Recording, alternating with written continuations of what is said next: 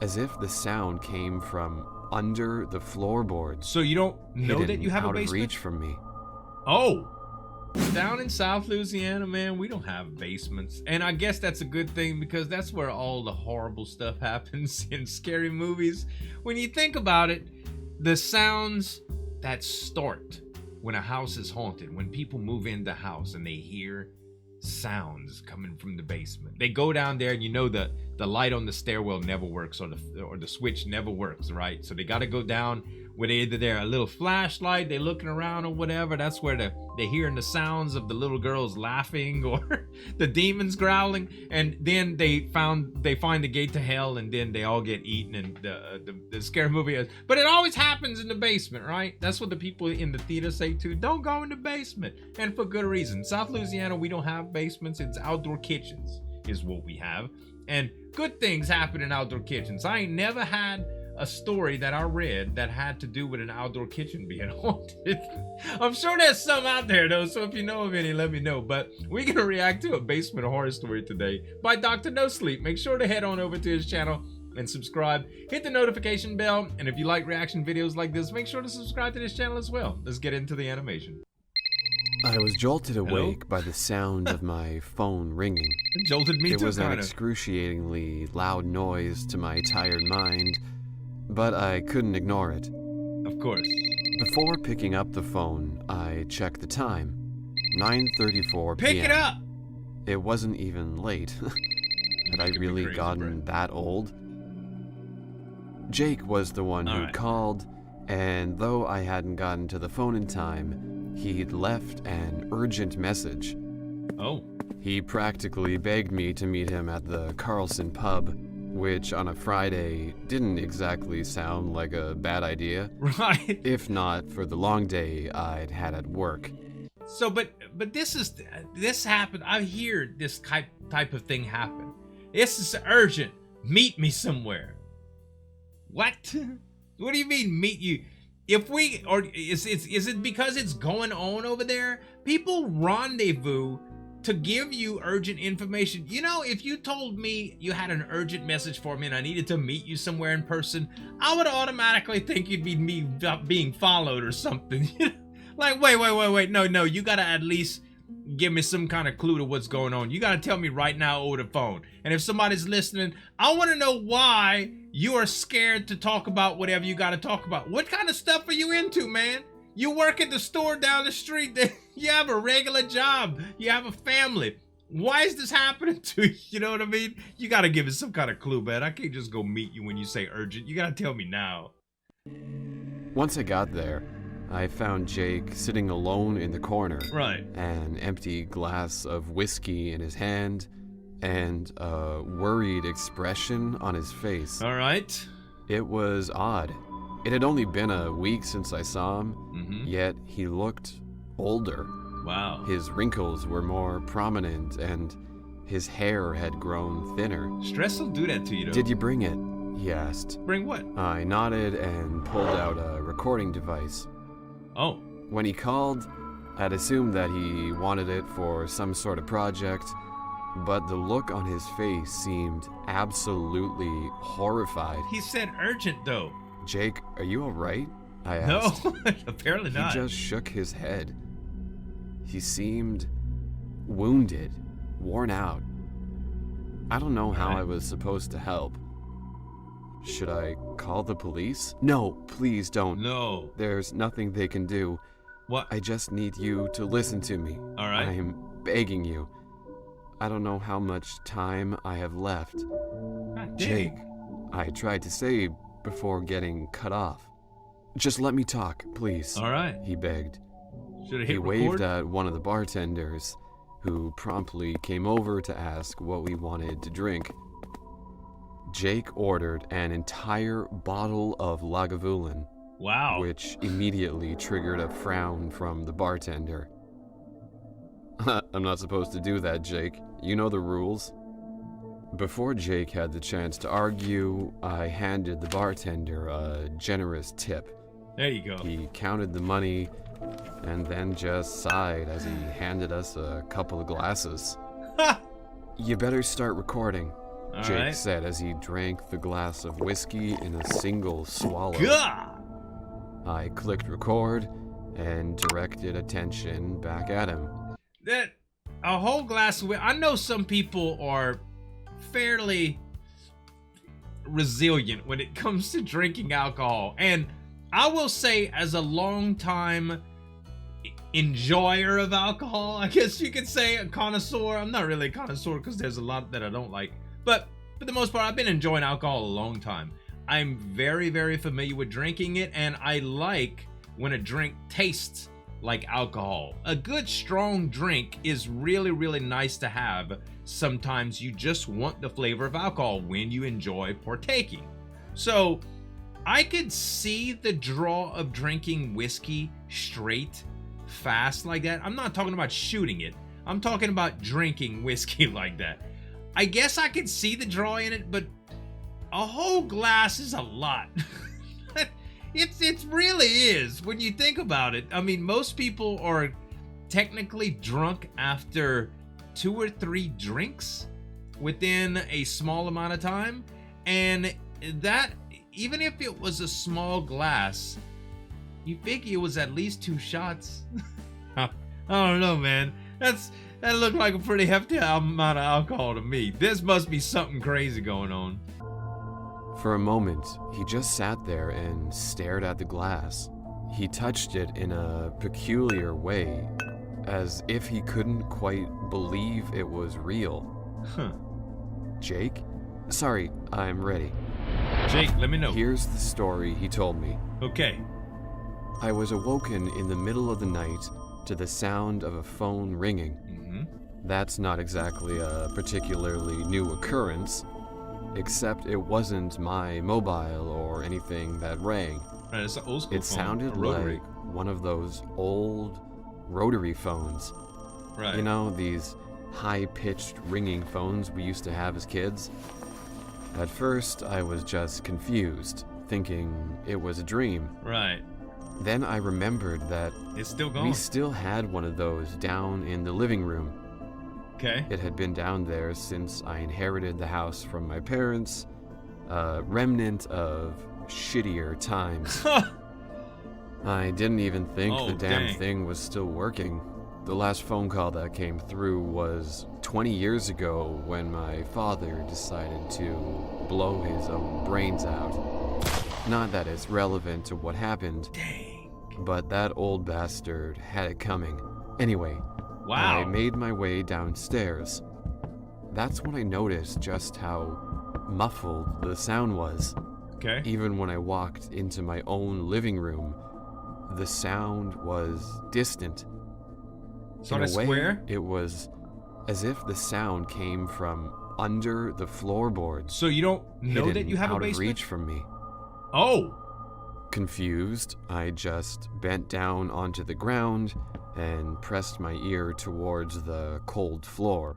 Man, you see some of these secret passage shows and movies sometimes people discover like hidden rooms in their house. You have to have a pretty big house to not know there's a hidden room. Like distance and stuff doesn't make sense. Even if it would have to be pretty small. But when you think about it, a basement, if you just lived on the ground, there would, I mean, I don't know, could you sense by sound whether the floor would be hollow or not? It would have to be a pretty thick floor for you not to sense that it was hollow if you drop things on it or anything like that. But having a ring that's coming through it like that, that'll definitely trigger it. What? Bruh, I found a basement under my house. What is in this basement?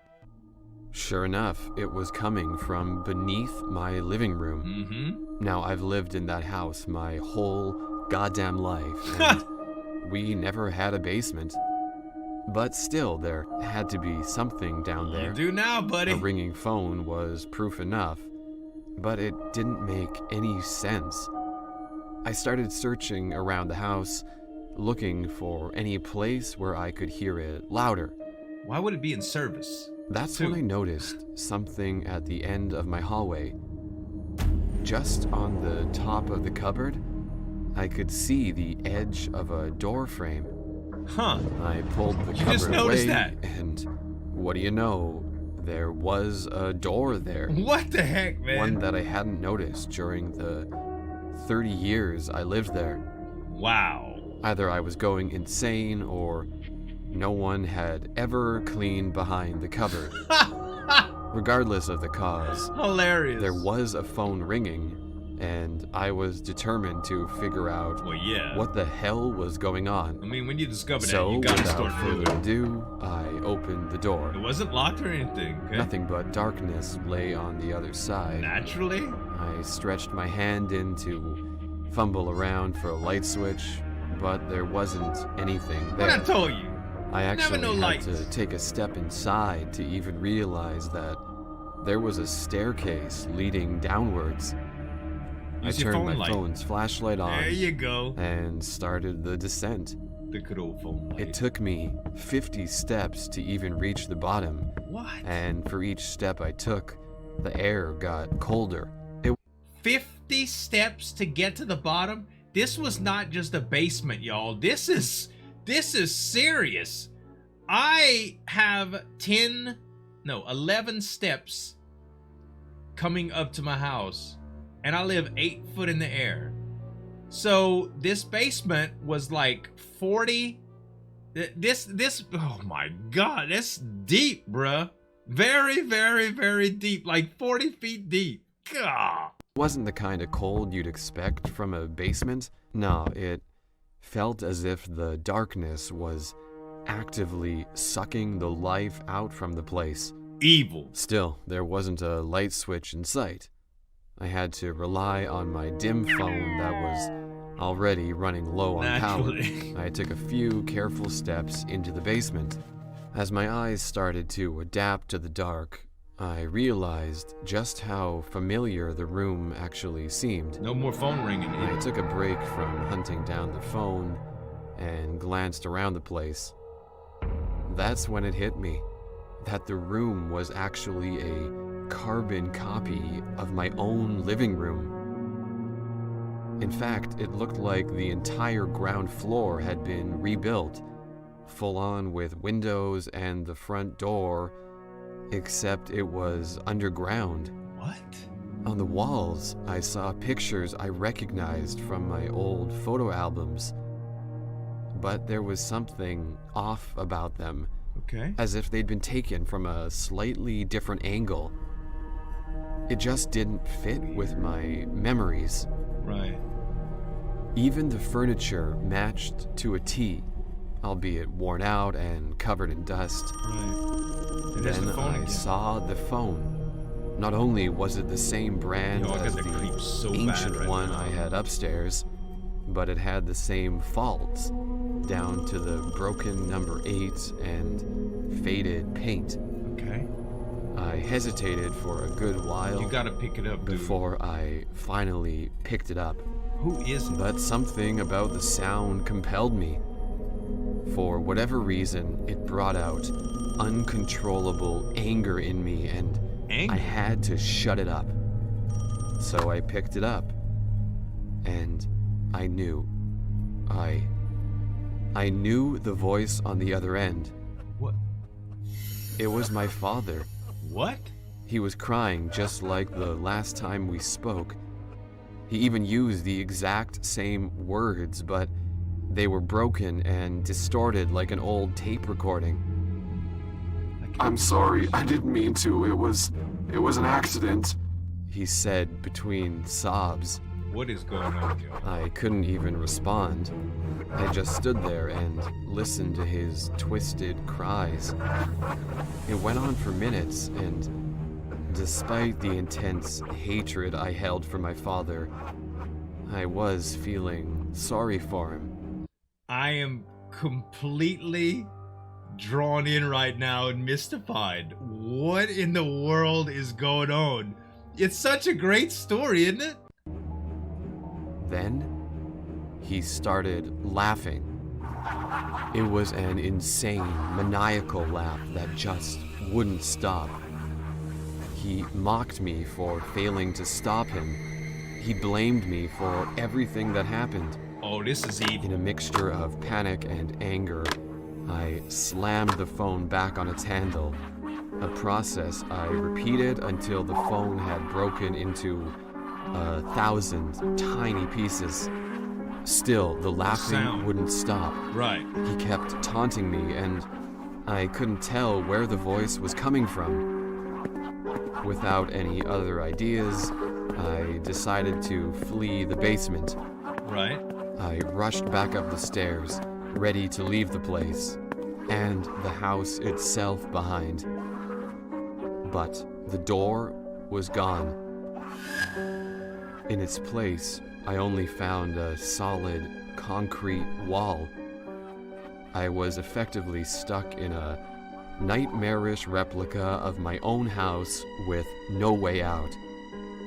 Horrified, I No turned to signal. my mobile phone. It didn't have a signal, nor was the battery going to last much longer. Right. I was getting desperate, and despite being about 50 feet underground, I decided to try the front door. Unfortunately, that only led to another stone wall. Weird, Same with the dude. windows. There Right. wasn't any way out. I searched every nook and cranny of the damn place. When it finally hit me, He got out. the cupboard, He had to. the very same thing that had brought me here, still existed down there. Okay. It even hid the same secret, another forgotten door. All right. With a lot of trepidation, I opened it up. Sure enough, there was Stair. another set of stairs.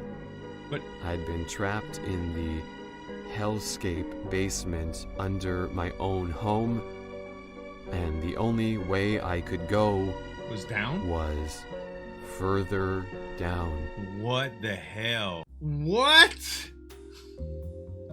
So how did he get to the bar to tell his friend all of this stuff? I'm so confused. I really hope there's a part 2. Oh man, this was a really, really good story, y'all. Dr. NoSleep. I want to hear your theories in the comments, guys. Let me know what y'all think. This was really, really good. Make sure to check out Dr. NoSleep right there, and make sure to check out some other videos that I reacted to from him right there. Thanks so much for watching, and as always, this is Zueljin signing off, and we'll see you next time. Break it down.